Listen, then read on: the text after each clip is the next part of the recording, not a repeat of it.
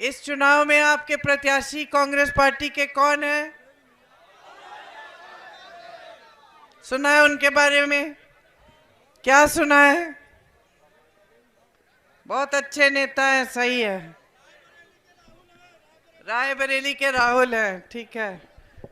देखिए, वो इस देश में इकलौते नेता हैं आज के दिन जो 4000 किलोमीटर कन्याकुमारी से कश्मीर तक पैदल चले हैं। पूरे देश में एक तरफ से दूसरी तरफ, फिर मणिपुर से मुंबई चले हैं, सिर्फ आपसे संपर्क करने के लिए, आपकी समस्याओं को सुनने के लिए और आपके बीच आने के लिए। मेरे भाई हैं, इसलिए मैं ये भी बता देती हूँ कि बहुत सच्चे इंसान हैं, सच बोल देते हैं, चाहे किसी को पसंद आए चाहे नहीं आए। कभी कभी मैं भी चिढ़ जाती हूँ, मुझे देखते ही बोलते हैं मोटी हो रही हो, मुझे अच्छा नहीं लगता। मैं कहती हूँ हर चीज पे सच बोलने की जरूरत नहीं है ना?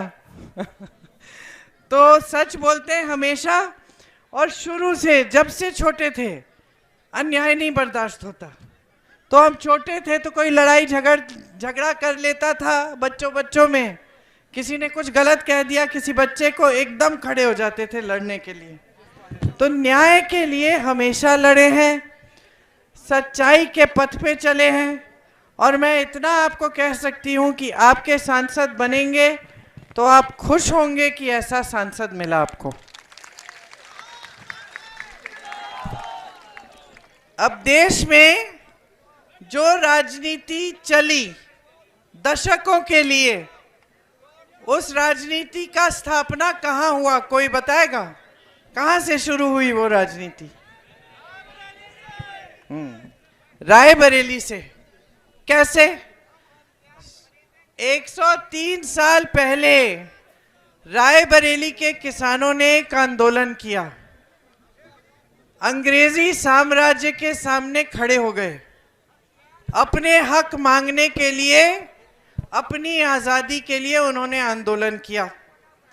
जब इस बात का पता चला जवाहरलाल नेहरू को इलाहाबाद में, तो जवाहरलाल नेहरू यहाँ आए देखने के लिए कि कौन है ये किसान जो इतने गरीब है लेकिन इतने साहसी है, इतने गरीब है लेकिन इतने मजबूत होके, दृढ़ होके अंग्रेजी साम्राज्य के सामने खड़े हो गए।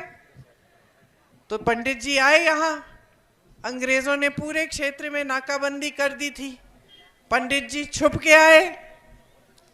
के आए और मिले किसान जो आंदोलन था उनके मुखिया से, और फिर वो भी कंधे से कंधे लगाकर किसानों के साथ लड़े आजादी के लिए।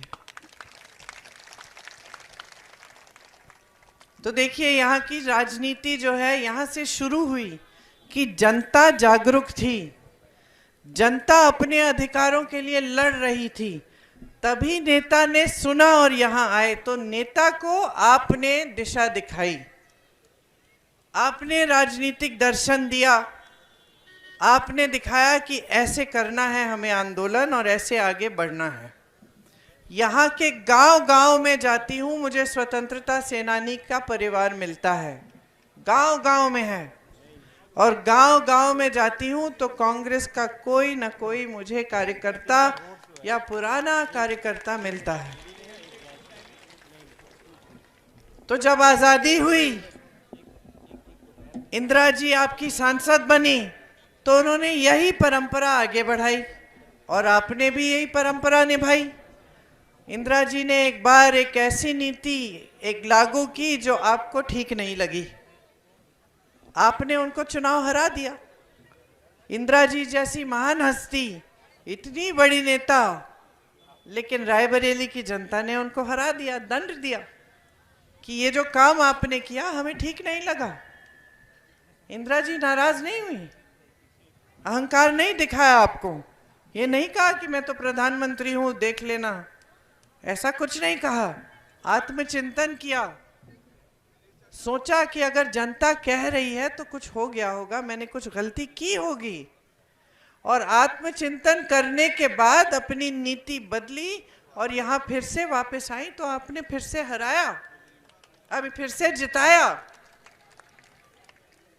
तो इस तरह से आपने इंदिरा जी जैसी बड़ी नेता को भी बताया कि नहीं इंदिरा जी ये बात ठीक नहीं थी, अब आप ठीक रास्ते पे चल रहे हैं, हम आपको पूरा समर्थन दे रहे हैं, है ना। तो आज देश की राजनीति के प्रति आप जागरूक हैं कि नहीं हैं? सदियों से तो यहाँ जागरूकता की परंपरा रही है। तो आप जागरूक हैं तो एक बात सीधी सीधी समझ लीजिए, मोदी जी की 10 सालों से सरकार है कि नहीं? केंद्र में है और प्रदेश में भी भाजपा की सरकार है। 10 सालों से सरकार है और जब जब आप टीवी को चालू करते हैं या आप अपने फोन पे देखते हैं, आपको क्या दिखता है? कि देश में बहुत तरक्की हो रही है, देश की अर्थव्यवस्था बहुत मजबूत हो गई है, सब पूरी जनता खुश है, किसान खुश है, मजदूर खुश है, नौजवान खुश है, महिलाएं खुश हैं, यही दिखता है। अच्छी अच्छी चीजें दिखती हैं, बड़े बड़े मंच होते हैं, इससे 10 बार बड़े, ऊपर मोदी जी खड़े रहते हैं, इस पे दूर से जनता को संबोधित करते हैं, हमेशा दिखते हैं तो साफ सुथरे चमक रहे होते हैं, हम लोगों की जैसे नहीं कि पसीना आ रहा है, धूल मिट्टी है सारी, है। उनका मेकअप बहुत अच्छा है। तो आपको दूर से दिखते हैं, कई गाड़ी में जा रहे हैं तो खड़े होके यूं हाथ हिलाएंगे, जनता हो रही वहां जहाँ पेड़ है, और ये यहाँ सारी सुरक्षा कर्मी पुलिस, यहाँ भी सुरक्षा कर्मी पुलिस, जनता वहाँ है, मोदी जी यूं हाथ हिला रहे हैं, जनता हाथ हिला रही बेचारी दूर से कि कब मिलने को आएंगे। ये हमारे 10 सालों से प्रधानमंत्री रहे, आज तक मिलने को नहीं आए, आज तक हम बता नहीं पाए कि हम कितने संकट में हैं, आज तक देश का किसान बता नहीं पाया कि कमा नहीं रहा है खेती से, आज महिला देश की बता नहीं पाई कि इतनी महंगाई हो गई है, दुकान जाती है खाली हाथ वापस आती है। लेकिन मोदी जी को बताए कौन? मोदी जी ने अपने आप को आपसे काट दिया है, देश की जनता से कट गए हैं, उनकी बातों में भी वजन नहीं रहा। बात करते हैं, पता नहीं चलता कि आज कुछ कहेंगे कल खंडन कर देंगे। पूरे चुनाव में क्या प्रचार रहा है उनका? या तो कांग्रेस के घोषणा पत्र के बारे में बात करते हैं और झूठ फैलाते हैं कि कांग्रेस ने, सोच लीजिए, कांग्रेस ने अपने घोषणा पत्र में लिखा है कि अगर आपकी 2 गाड़ियां हैं तो 1 गाड़ी छीन लेंगे, आपके मंगलसूत्र को ढूंढने के लिए आपके घरों में मशीन लेके आएंगे और वो एक्सरे की मशीन होगी जिससे आपके मंगलसूत्र, आपके गहने कांग्रेस पार्टी छीन लेगी और फिर किसी एक समुदाय को दे देगी। इन्होंने इतना कह दिया कि अगर आपकी 2 भैंसें हैं तो कांग्रेस पार्टी आपकी 1 भैंस चुरा लेगी और किसी को दे देगी। अब बताइए, ये प्रधानमंत्री हैं देश के? कहाँ जवाहरलाल नेहरू, इंदिरा गांधी, अटल बिहारी वाजपेयी, मनमोहन सिंह जैसे बड़ी बड़ी शख्सियत इस पद को संभाले, और कहाँ मोदी जी इस पद का स्तर ऐसे गिरा रहे हैं कि इतनी भी हिम्मत नहीं है कि जनता के सामने चुनाव के समय आए तो अपने काम की बात करें, जनता के मुद्दों को उठाएं, इतनी भी हिम्मत नहीं है। अपना घोषणा पत्र सुनाते हैं आपको? नहीं, क्योंकि कुछ लिखा ही नहीं है उसमें। क्या करने जा रहे हैं आपके लिए बताते हैं कि उनके राज्य में इतनी बेरोजगारी क्यों बढ़ गई, कैसे इसको कम करेंगे, महंगाई को कैसे कम करेंगे, कुछ नहीं बताते।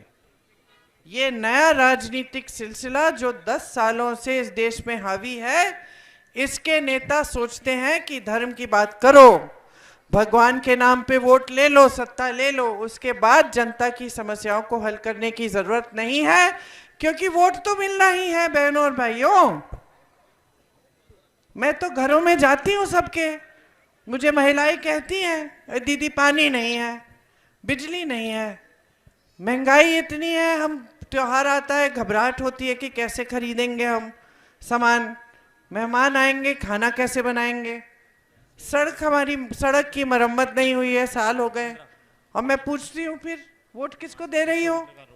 विधायक को। क्यों? वो हमारे घर आए थे, दुरदुरिया कराए और कह दिए कि भगवान के नाम पे वचन दो।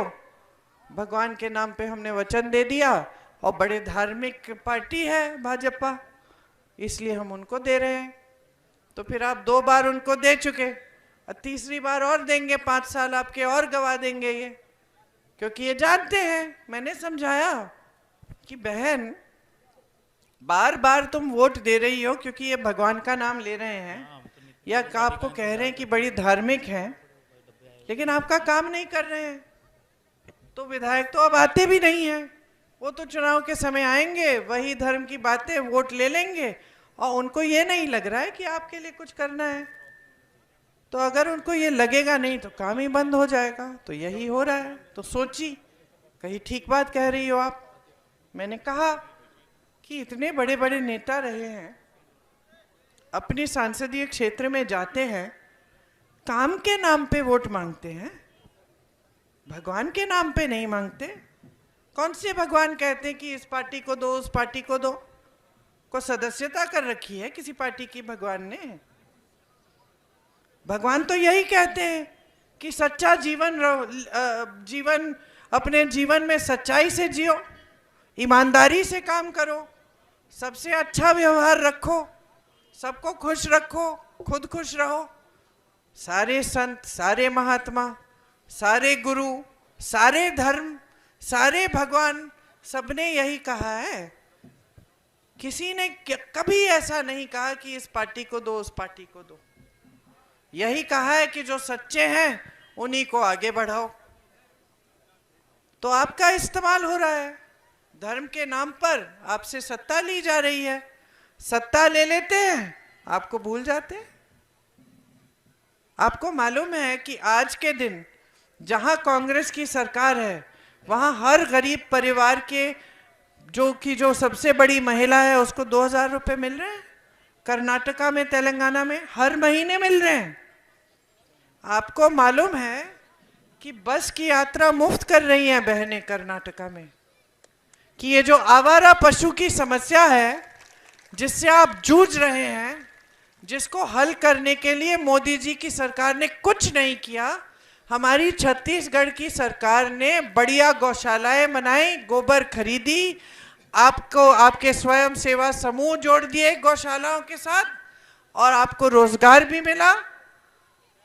गोबर खरीदी जनता से, गोबर से गोबर गैस बनाया, आपको सुविधा मिली, जानवरों का देखभाल हुआ, अच्छी अच्छी गौशालाएं बन गई, सब खुश, समस्या हल की। आपको मालूम है कि छत्तीसगढ़, राजस्थान और मध्य प्रदेश में जब हमारी सरकार थी, हमने किसानों के कर्ज माफ किए, मालूम है? आपको मालूम है कि राजस्थान में जब हमारी सरकार रही 6 महीनों पहले, हमने 25 लाख का बीमा सिर्फ स्वास्थ्य सेवाओं के लिए किया। हर गरीब परिवार को जितना भी इलाज करना था, कैंसर का इलाज, हार्ट का ऑपरेशन, ब्रेन की सर्जरी, 25 लाख के अंदर अंदर था, तो सरकार पूरे पैसे दे रही थी, 1 पैसा नहीं देना पड़ा। ये हमारी नीतियां हैं। इनकी नीति क्या है? कर्ज माफ होंगे बड़े खरबपतियों के। देश का कोयला, बिजली, बंदरगाह, हवाई अड्डे सब बड़े खरबपतियों के, और देश की जनता जाए कहां? यह है इनकी नीति। हंसने की बात है क्योंकि मैं इस तरह से कह रही हूं, लेकिन बहुत दुख की बात है। गहराई में सोचिए, कितनी दुख की बात है। जो हाँ,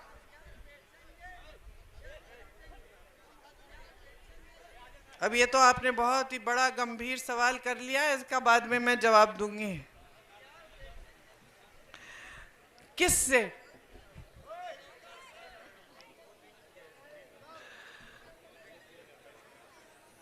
तो सुनिए, हमारी क्या नीतियां हैं। रायबरेली में रेल कोच फैक्ट्री आई, एनटीपीसी सेल आया, बड़ा एम्स का अस्पताल आया, यहाँ जो फ्लाईओवर आधा पड़ा हुआ है, मोदी जी ने उसका उद्घाटन किया, लेकिन उसकी शुरुआत तो सोनिया जी ने कराई थी। उद्घाटन मोदी जी ने कर लिया, वो 6 महीने बाद टूट गया। कितने? 1 महीने बाद टूट गया और अभी तक मरम्मत नहीं हुई है। तमाम हाईवे सोनिया जी के समय आए, आईटीआई इंदिरा जी के समय आया, बड़े बड़े कारखाने आए। हमने नीति क्या बनाई कि गांव का विकास करेंगे और बड़े बड़े कारखाने लाकर अर्थव्यवस्था को मजबूत बनाएंगे। तो शुरू में ये हुआ कि भाई रेल कोच आ गया, लेकिन इसमें नौकरी तो बाहर के लोग ले रहे हैं। फिर हमने यहाँ की नौकरी भी बढ़ाई और यहाँ के जनता को पता चला कि नहीं, हमें भी मिल रही है। उसके अलावा उनको पता चला कि इस कारखाने के यहाँ आने से कितनी अर्थव्यवस्था मजबूत हो रही है। मतलब कारखाना है, छोटे अस्पताल खुल गए, दुकानें खुल गई और ऐसे बिजनेस खुल गए जो उस कारखाने की मदद करते थे। तो सारी जनता मजबूत हुई। हमने गांव को मजबूत कैसे किया? मेरे पिताजी पंचायती राज लाए। पंचायती राज की सोच क्या थी कि पंचायतों को, गांव को मजबूत करेंगे। जो राशि है वो सीधी गांव में आएगी। गांव वाले और प्रधान तय करें कि कहाँ पे पैसा डालना है, क्या विकास करना है। तो पंचायती राज आया। आज क्या स्थिति है? यहाँ के जो भाजपा के प्रत्याशी हैं क्या करते हैं? जमीनें छीनते हैं आपकी। इंदिरा जी ने पट्टे दिए, ये जमीन छीनने में लगे हुए हैं। प्रधानों को हमने स्वतंत्रता दी कि प्रधान मजबूत बनेगा, आपके गांव में विकास कराएगा, स्वतंत्र निर्णय लेगा, लोकतंत्र मजबूत होगा, गांव मजबूत होगा। ये क्या करते हैं? प्रधानों पे रोज रोज दबाव डाल रहे हैं। अब चुनाव है, पूरा दबाव डाल रखे हैं प्रधानों पे, कोटेदारों पे। यूपी में बेचारा कोटेदार कमाता ही क्या है? 90 रुपए कमाता है, उसमें से भी अधिकारी थोड़ा बहुत ले लेते हैं। बाकी प्रदेशों में 200-200 कम से कम थोड़ी तो कमाई हो जाती है, यहां तो उतनी भी नहीं हो रही है। फिर भी इस पे दबाव डालोगे आप, प्रताड़ित करोगे, धमकाओगे, डराओगे, प्रधान को कह दोगे तुम निर्णय नहीं ले सकते, मैं लूंगा। कैसी राजनीति है ये? कोई सवाल उठाता है, कोई कुछ प्रचार कर लेता है कि हमें ये नहीं पसंद, या कोई आंदोलन कर लेता है छोटा मोटा अपना, तो पिटाई हो जाती है, मारपीट हो जाती है, मुकदमे डाल देते हैं तमाम लोगों पे। मतलब उन्होंने ये पूरी अपनी राजनीति जो है आतंक फैलाने के लिए की है। और यहाँ की जो राजनीतिक परंपरा रही है वो सेवा की रही है। इंदिरा जी रही, सोनिया जी रही, सेवा की आपकी। आपकी कोई समस्या होती तो हमारा कर्तव्य है कि हम उसको सुलझाएं, आपके पास आए। यहाँ तो उल्टा हो रहा है। यहाँ इन प्रत्याशी के पांचों भाई आतंक फैला रहे हैं। तो आपको कैसी राजनीति चाहिए, ये आप तय करिए। हम कुछ गारंटी लाए हैं इस चुनाव में। महिलाओं के लिए हम कह रहे हैं आपके खातों में 8,500 रुपए हर महीने डालेंगे। इस पर्चे पे भी लिखा है, हमने करके दिखाया है अपने प्रदेशों में, हम देश भर में करेंगे। आपके लिए हम कह रहे हैं कि आशा बहुएं, मिड डे मील की बहनें और जो आंगनवाड़ी की बहनें हैं, आपके मानदेय के लिए हम दुगनी राशि भेजेंगे केंद्र से, दुगना मानदेय करेंगे। सरकारी रोजगार जितने भी है उसमें आधे महिलाओं को मिलेंगे पहले के आरक्षण के तहत। हम कह रहे हैं कि खेती से कमाई आपकी फिर से शुरू कराएंगे। जीएसटी खेती के सामानों से हटा देंगे। कर्ज माफी के लिए स्थायी आयोग बनाएंगे, जिससे जब जब कर्ज में है, संकट में है, आपको मदद मिलेगी। आपका जो भुगतान है 30 दिन के अंदर अंदर पूरा भुगतान करके दिखाएंगे।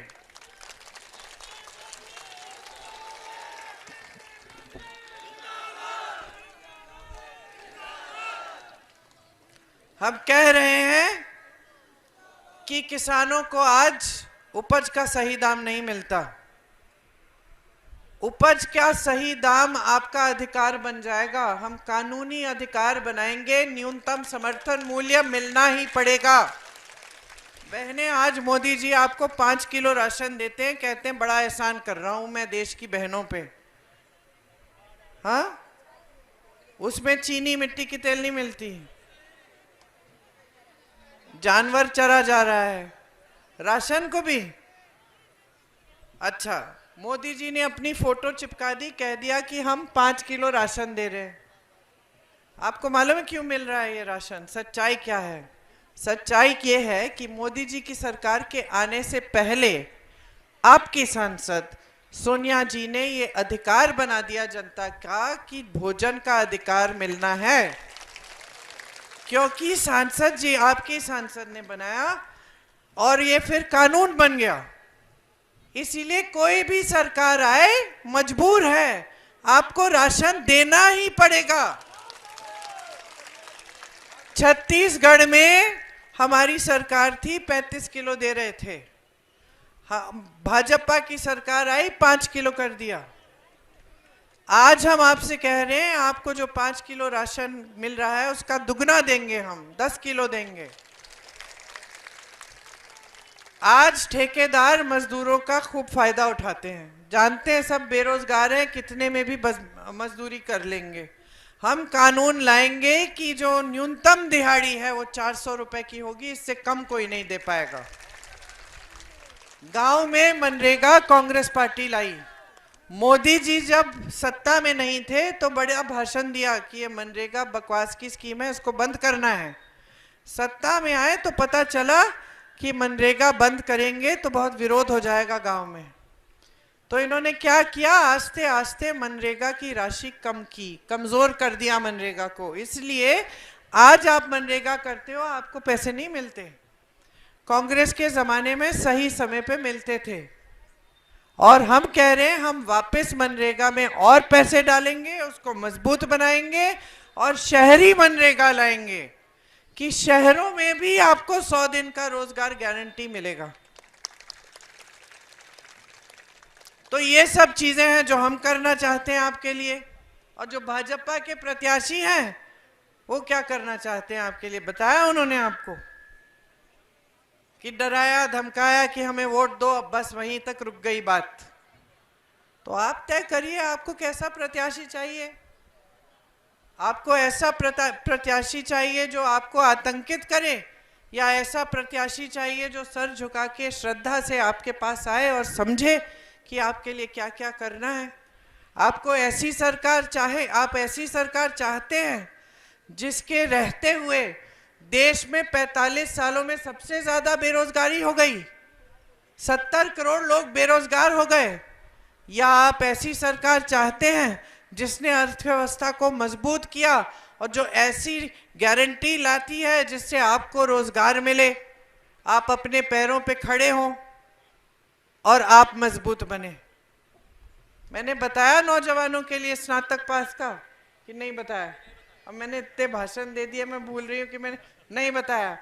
तो नौजवानों के लिए, जो नौजवान स्नातक पास हैं उनके लिए हम एक प्रोग्राम लाएंगे, अप्रेंटिसशिप का प्रोग्राम, जिससे आप स्नातक पास होंगे, आपकी नौकरी लगेगी, उसमें हुनर सीखोगे और आपको उस साल में 1 लाख रुपए मिलेंगे उस नौकरी के द्वारा।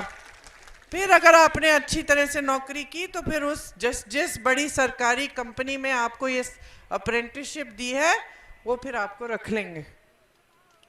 और आपके लिए 5,000 करोड़ का फंड होगा कि आप अगर छोटे छोटे कारोबार बिजनेस शुरू करना चाहते हैं तो आपको उस फंड से सुविधा मिलेगी।